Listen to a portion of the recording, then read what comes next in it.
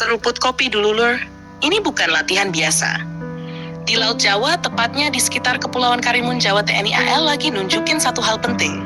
Kesiapan tempur itu bukan sekadar teori, tapi harus dibuktikan dengan tembakan nyata.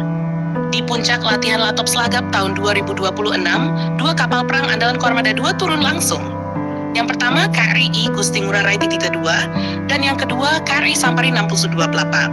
Dua platform beda kelas, tapi satu tujuan, uji kemampuan tempur sesungguhnya. Yang bikin menarik, ini bukan sekadar latihan tembak biasa, ini latihan penembakan rudal live. Artinya, kalau ada kesalahan sedikit saja, risikonya nyata. Kita mulai dari KRI Gusti Ngurah Rai 332. Kapal ini nembakin Exocet MM40 Block T, salah satu rudal anti kapal paling terkenal di dunia. Rudal ini punya jangkauan jauh, kemampuan sea skimming alias terbang rendah di atas permukaan laut, dan sistem pemandu yang bikin dia sulit dideteksi radar. Targetnya bukan kapal simulasi biasa, tapi KRI Teluk Hading 538, kapal yang sudah dipensiunkan dan dijadikan sasaran nyata. Ini penting, karena karakteristik target nyata jauh lebih kompleks dibanding target drone atau dummy. Dan hasilnya, kena. Ini bukan cuma soal akurasi, tapi bukti kalau sistem sensor, radar, hingga fire control system di kapal berjalan sinkron tanpa celah. Sekarang geser ke KRI Sampari 628. Kapal cepat ini bawa senjata berbeda. C-7U5, rudal ini mungkin lebih kecil dibanding Exocet. Tapi jangan remehkan, dia punya presisi tinggi dan cocok untuk skenario perang laut cepat di wilayah kepulauan seperti Indonesia. Targetnya adalah Pulau Gundul, yang jadi representasi target statis di darat atau garis pantai. Dan lagi-lagi hasilnya tepat sasaran. Nah, dari sini kita bisa tarik satu hal penting. TNI AL lagi melatih dua skenario sekaligus. Pertama, anti-ship warfare, menghancurkan kapal musuh di laut terbuka pakai Exocet. Kedua, coastal strike atau serangan ke target darat dari laut pakai C-735. Artinya apa? Ini bukan cuma latihan tempur laut, tapi simulasi konflik modern yang multidimensi. Sekarang kita masuk ke analisis yang lebih dalam. Latihan ini nunjukin kalau Indonesia mulai serius dengan konsep layered naval strike. Kapal besar seperti KRI Gusti Ngurah Rai jadi penyerang jarak jauh dengan rudal berat. Sementara kapal cepat seperti KRI Sampari jadi eksekutor taktis di jarak menengah. Kalau dikombinasikan, ini jadi ancaman serius buat siapapun yang coba masuk ke perairan strategis Indonesia.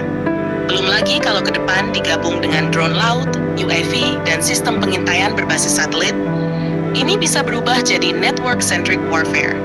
Dan yang menarik, latihan ini juga jadi ajang uji integrasi sistem. Karena dalam peperangan modern, bukan cuma senjata yang penting, tapi bagaimana semua sistem itu ngobrol satu sama lain secara real-time.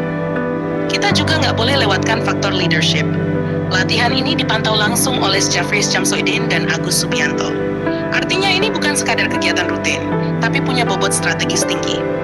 Kenapa penting? Karena Indonesia berada di jalur laut tersibuk dunia. Setiap peningkatan kemampuan tempur laut otomatis berdampak ke stabilitas kawasan, terutama di jalur seperti Selat Malaka dan Laut Jawa. Sekarang bayangin skenario real. Kalau ada ancaman masuk, TNI AL gak perlu nunggu dekat. Kapal seperti KRI Gusti Ngurah Rai bisa langsung engage dari jarak jauh. Sementara KRI Sampari bisa masuk cepat, strike, lalu keluar sebelum musuh sempat respon. Ini yang disebut hit fast, hit precise. Dan latihan seperti ini jadi bukti kalau kemampuan itu bukan cuma di atas kertas. Yang juga menarik, penggunaan dua jenis rudal dari negara berbeda, Prancis dan Cina, menunjukkan fleksibilitas sistem alutsista Indonesia.